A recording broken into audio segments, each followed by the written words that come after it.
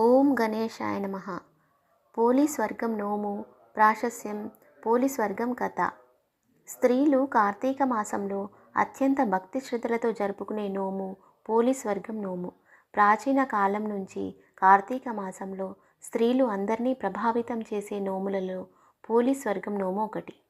ఆశ్వయుజ అమావాస్య మొదలుకొని కార్తీక అమావాస్య వరకు ప్రాతకాలమే లేచి నది స్నానం చేసి దీపములను వెలిగించలేని వారు ఈ పోలీస్ వర్గం నాడు తెల్లవారుజామునే లేచి నదిలో స్నానమాచరించి అరటి దొప్పలో దీపములు వెలిగించి వదిలిపెట్టిన ఎడల కార్తీక మాసమంతా తెల్లవారుజామున నదీ స్నానమాచరించిన ఫలితము, దీపములు వెలిగించిన ఫలితములు కలుగును. పోలీ దీపాలను అమావాస్య రోజున కాకుండా మరునాడు వచ్చే పాడ్యమి, పోలీ పాడ్యమి రోజున వెలిగించుకోవాలి. స్త్రీలందరూ ఈ రోజున కలిసికట్టుగా నదీ స్నానం చేసి నది ఒడ్డునే దీపములను వెలిగించి నోమును ఆచరించి బ్రాహ్మణోత్తములకు స్వయం పాకములు, దీపదానములు ఇచ్చి ఆశీర్వాదములు పొందుతారు. కార్తీక మాసం దీపాలను వెలిగిస్తే బొందితో స్వర్గానికి చేరుకుంటామా లేదా అన్నది తర్వాత మాట. ఆచారాన్ని పాటించాలన్న మనసు ఉన్నప్పుడు మార్గం దానంతట అదే కనిపిస్తుందని చెప్పడం ఈ కథలోని ఆంతర్యం. పోలమ్మ భక్తికి మెచ్చిన పరమశివుడు ఆమెను పుష్పక విమానంపై స్వర్గమునకు తీసుకువెళ్లే వృత్తాంతమే పోలీస్ వర్గం నోము కథ. పోలీస్ వర్గం నోము కథ. ఓ మారుమూల గ్రామానికి చెందిన రజక స్త్రీకి 5 కోడళ్ళు ఉండేవాళ్ళు. ఆ 5 కోడళ్లలో చివరిది చిన్నది అయిన కోడలే పోలమ్మ. చిన్నప్పటి నుంచి కూడా పోలమ్మకు దైవభక్తి ఎక్కువ. పువ్వులు కోయడం, పూజలు చేయడంతోనే ఆమెకి కాలం గడిచిపోయేది. పెళ్లి జరిగేంత వరకు దైవంతో ఆమెకు ఏర్పరచుకున్న అనుబంధానికి ఎలాంటి ఆటంకం కలగలేదు. కానీ పెళ్లి అయిన తర్వాత ఆమె ఆనందానికి గండిపడింది. పువ్వులు కోయడానికి, పూజలు చేయడానికి, అసలు గుడికి వెళ్ళడానికి కూడా వీలు లేకుండా పోయింది. అందుకు కారణం ఆమె అత్త.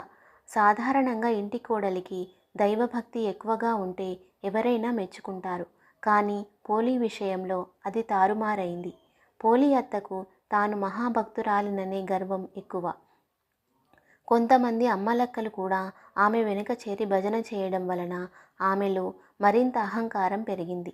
పోలీ కారణంగా తన పేరు కాస్త పోతుందని భావించి ఆమెకు మాత్రం ఇంటి పట్టునే ఉంచి మిగతా కోడళ్లను తీసుకుని గుడికి వెళ్ళి వచ్చేది. ఈ నేపథ్యంలో ఒక కార్తీక అమావాస్య రోజున పోలికి ఇంటి పనులు పురమాయించి ఆమెకి పూజా సామాగ్రి అందుబాటులో లేకుండా చేసి మిగతా కోడళ్లతో అత్త నదీ స్నానానికి వెళ్ళింది. పోలి ఏమాత్రం బాధపడకుండా బావి దగ్గరే స్నానం చేసి పత్తి చెట్టు నుంచి పత్తి తీసి వత్తిని చేసింది. చల్లకవ్వానికి ఉన్న వెన్నను తీసి దానితో దీపాన్ని వెలిగించి దైవానికి నమస్కరించింది. పోలీ భక్తికి మెచ్చిన దైవం ఆమె కోసం పుష్పక విమానం పంపించింది. ఊరు జనం చూస్తుండగానే పోలీ ఆ విమానం ఎక్కింది. విమానం కొంచెం పైకి లేవగానే అక్కడికి వచ్చిన అత్త తాను కాకుండా తన కోడలు స్వర్గానికి వెళ్ళడానికి వీలు లేదంటూ పోలిని కిందకు లాగడానికి ఆమె కాళ్ళు పట్టుకుంది. ఆ వెంటనే మిగతా కోడళ్ళు ఒకరి తర్వాత ఒకరుగా ఒకరి కాళ్ళు ఒకరు పట్టుకొని విమానం నుంచి కిందకి వేలాడసాగారు. అది చూసిన దేవతలు పోలితో వారికి పోలిక లేదంటూ విమానం నుంచి కిందకి పడదోశారు. పోలి మాత్రం బొందితో స్వర్గానికి వెళ్ళిపోయింది. అప్పటి నుంచి ప్రతి ఏడాది ఆశ్వయుజ అమావాస్య మొదలు కార్తీక అమావాస్య వరకు ప్రతినిత్యం బ్రహ్మీ ముహూర్తంలో నిద్రలేచి నది స్నానం చేసి దీపం వెలిగించి పోలి కథ చెప్పుకొని అక్షింతలు తలపై వేసుకోవడం ఆనవాయితీగా వస్తుంది. ఈ విధంగా నెల రోజుల పాటు నదీ స్నానం నోము పూర్తయ్యాక కార్తీక అమావాస్య రోజున బ్రాహ్మణుడికి దీపదానం ఇవ్వాల్సి ఉంటుంది. పోలీస్ వర్గం నోము కథ సమాప్తం.